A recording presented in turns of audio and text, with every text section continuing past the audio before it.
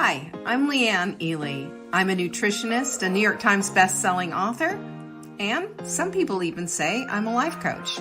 I started the Daily Dish Show to share my story, my truth, and my journey to vibrancy, and to inspire others to do the same. Because it's all about grit, perseverance, and finding a way despite the odds. It's about embracing the whole woman, not just the parts that are easy to love, and feeding her heart, mind, body, and soul. But I found that this isn't just my story, it's your story too. It's go time. This is the Daily Dish. My thought is, what if the light were easier than the darkness? What if it was? What if we just didn't know about it? And, it's interesting because you've heard this, I'm sure you've heard this before, and this is going to be funny, that a smile, it takes less muscles to smile than it does to frown. That's not true, by the way. Isn't that sad? But they show that it takes about 12 muscles to smile and as little as 6 to frown, maybe 6 to 11, but still less muscles. But you know what that shows me? That shows me one is high vibration. It requires more of, it has more energy there, and one's really low vibe. Real just down there, just sad, just sad. So we don't want to be in that sad place. We want to be in the glad place. We want to be like Pollyanna, always looking for the rainbow, always looking for the sunshiny thing, and not to the point of where we're just oblivious to the fact of, what's going on, like strolling through nuclear waste and saying, hey, everything's great. This is Chernobyl. What do you want? It's not that. It is that we need to be in the place of making decisions about what we choose to think about, what we choose to bring about, because there's this thing called the amygdala in the brain. You ever hear about it? Oh, at least 800 times for me. This is the whole thing, though. There is the amygdala is the risk part of your brain. It's the part of your brain that says not risky, don't change, stay just like this. So if we come from places of childhoods where everything was stressful, traumatic, or just down in the dumps, and this is what it's known, that sadness and being very pessimistic is just part of our program. We've got to consciously make a decision that that's just something we don't want to do anymore. And we have to fight our amygdala for just a minute, by the way, just a minute, to say, no, I'm going to switch some of these things out. And all the techniques. I've talked about this 100,000 times, or close to it anyway. But you know what psychologists say? That we actually get addicted to the bad stuff. It's like food, it's food. Speaking of food addiction, it's like getting addicted. We get addicted to that negative stuff. We get addicted to the negativity because it's comfortable. It's what we know. And that's what our amygdala does. It's just making sure that you're staying right in your corner, right in your place. Don't move out of your lane. Be negative, be this, and be that. You know what? It's unfreaking necessary. Because once we recognize that this is what the heck is going on, we have the ability, just like a light switch, to flip the switch and to choose the lightness, not the darkness, but to choose the lightness. So we know that we're going to be fighting the amygdala, but we have to remember, yes, it is there's this moment of struggle. It's this moment of struggle. It's like arm wrestling, your amygdala, and you've got it and you're shaking and you're both right in here. But if you believe you've got the power to push through it, you're going to do it. You're going to win that. Now, of course, I say this with a great, big, huge disclaimer. If you've been in a really dark place for a really dark time, please go see a doctor. Please go get checked out, because you could have low thyroid. You could have all kinds of things going on, and doctors are there to help correct that. But I'm just talking about getting in a funk.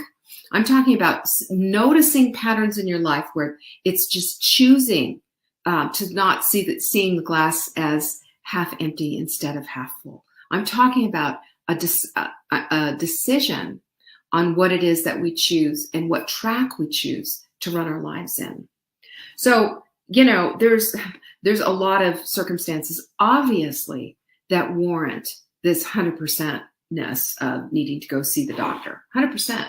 But there's also a lot of stuff that warrants just making a quick change, flicking a switch and saying, What I've been doing is this. This is a lifelong habit, or this is something that I've noticed in my life. This is something that I've seen in my journal.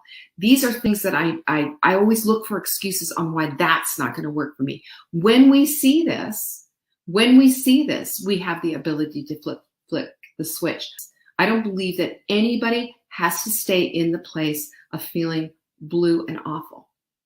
Yeah, and you're right, Elizabeth. It's totally, when we're aware of this is what our thing is, this is where our track is, this is what we're thinking about, we can at any point say, is this really what I want in my life? Because what we think about is going to be a direct reflection of what's coming into our life. And again, because we have this reticular activating system, we're going to start seeking evidence to support our misery.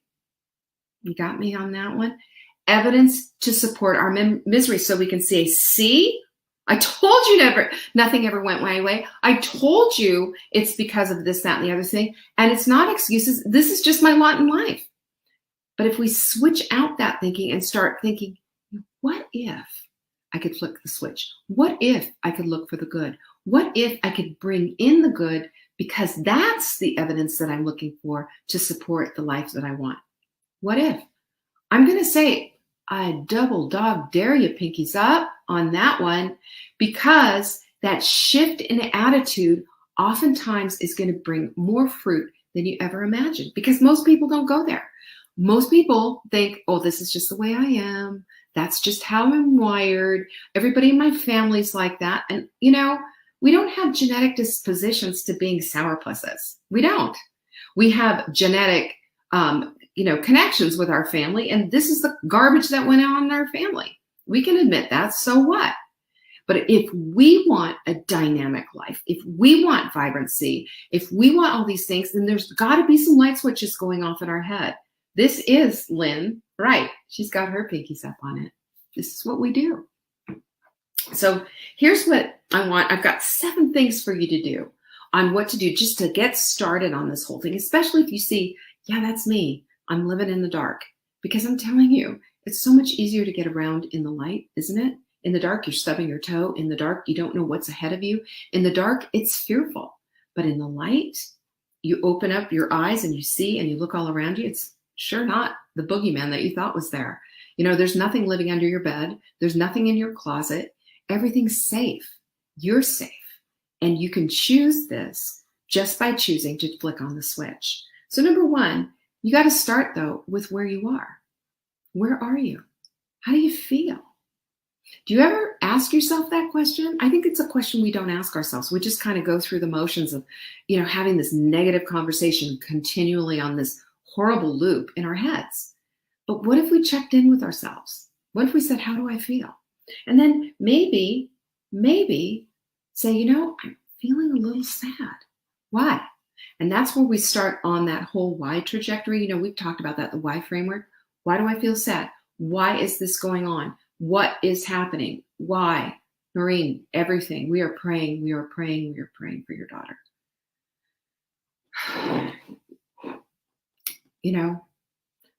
Where does my faith come from? Where does my heart land? What feels good? What feels good in my life? There's nothing wrong with feeling good, We think that we need to live these lives of just like everything is just awful and horrible, but we don't. We don't. We can look for the sunshine. We can look for the, when we have a very big soggy day today. But you know what? I looked out the window and I said, it's going to be a beautiful day today, because the weather is not contingent on what kind of day my day is going to be. And the rest of your life doesn't have to be contingent on your husband saying something, your kids back talking, whatever. You don't have to absorb that. You just don't. You just make a decision that you are going to check in with yourself. You're going to feel the feels. That's number 2. You're going to feel the feels, but you're not going to ingest them. You're not going to imbibe them. You're not going to absorb them and have them be the whole, your GPS for the day. It doesn't have to be. Be like a duck. Let it go off of your back and be enough. That's enough. We're enough. We have enough of that. We can take things that we need to pray about and we can just send them up as an offering. We have things in our lives, whatever is going on, there are things that we can do, of course. But our feelings can't lead us around by the nose, because if they do, then we are nothing more than a pawn to our feelings. We're not in control. Our feelings are. That's a big deal. That's a huge deal. So I say feel the feels and also write them down, because that helps us sometimes to sort it out. Remember we talked about the jumble? We all have a jumble inside. And I see, when I think of my mind sometimes, I remember when Marla and I, the side story, Marla and I were on the road, we were going somewhere, and I had my earrings, a couple of necklaces, and maybe even, I don't know, a bracelet or something. And they were all jumbled up together. And I handled it I said, I can't figure it out. And Marla said, oh, I love this. She does. And she just took it all apart, just boom, boom, boom, like that. And that's what it is sometimes for us with the jumble. That's why other people are so important. When we have someone we can confide in and just say, everything's just a jumble. Sometimes they can help us to sort them out and say, you know what? That's a necklace. That's a bracelet. These are your earrings. In a loving way. Not in a way that's judgmental, but just in that kind of a way. That's so important. So the other thing is, number 3 is smile. Do you know why?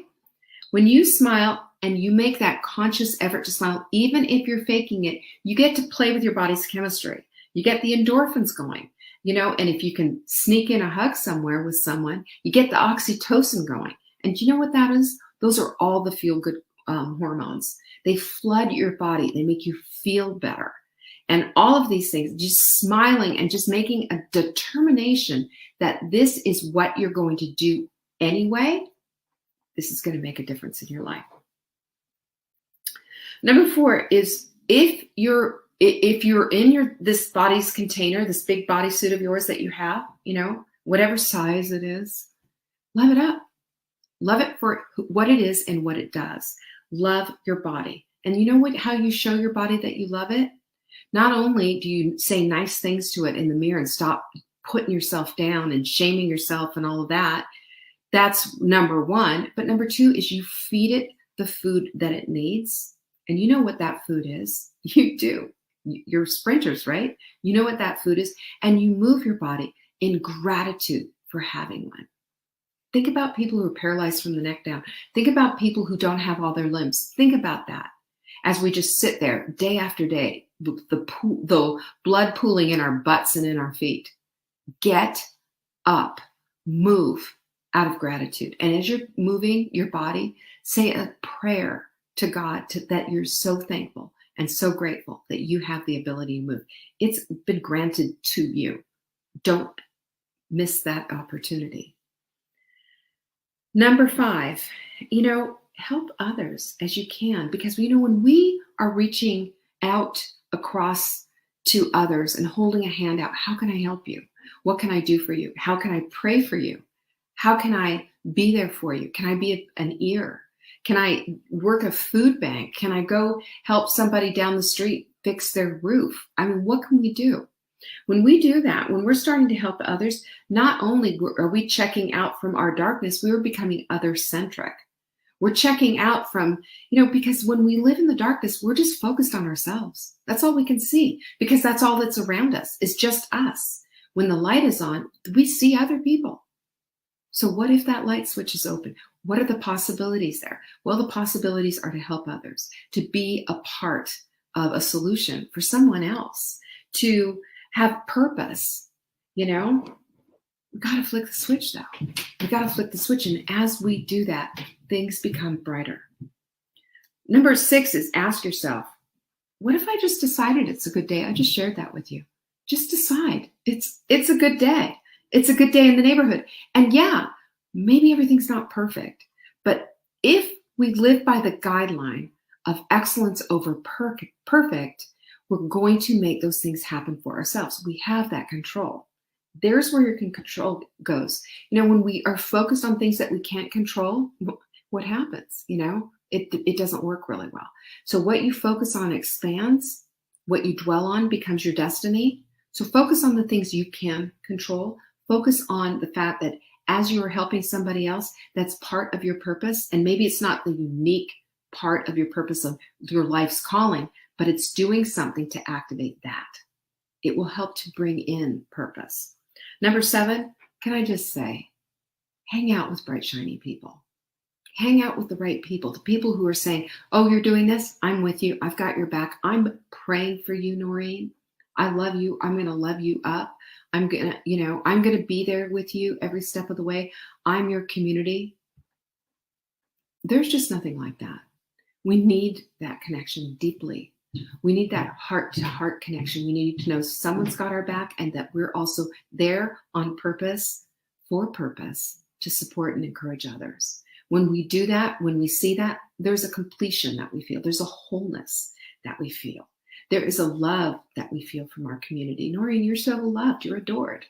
Absolutely. You know that. You give so much in our community. And everybody who's here who's struggling.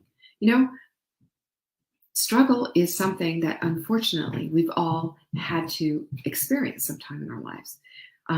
Crises come along, health things come along, people come along that are in our lives.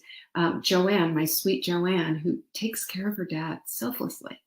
I think about women who've had children with all kinds of stuff that they've got to deal with. I think about all the women who are doing things that are beyond what they think they can do, but they do it anyway. That's a light. That's a light going off. And when we are turning on the light, we are turning on other people's lives as well. That little ripple effect, it goes so far. Do you know what we're doing right now? All of this that's going out right now, this care and this love. And Rosemary's son, COVID pneumonia. We're praying for him, Rosemary. Of course we are. Are you kidding? This is what this community does. That's how we love each other up. We hold together as a community, a tight community. And as we do it, as we lift that up, lift us everybody up, we become the rising tide. We become the lifters of all the boats. We are those women, A wise woman straightens another woman's crown without ever telling anybody else that it's out of whack. A wise woman doesn't talk about other women behind their backs. They lift them up. A wise woman looks to her God, to her friends, to her family, to herself, with love and in love. That's what we do. And we can't do that in the darkness. It's only done in the light. It's only done in the light.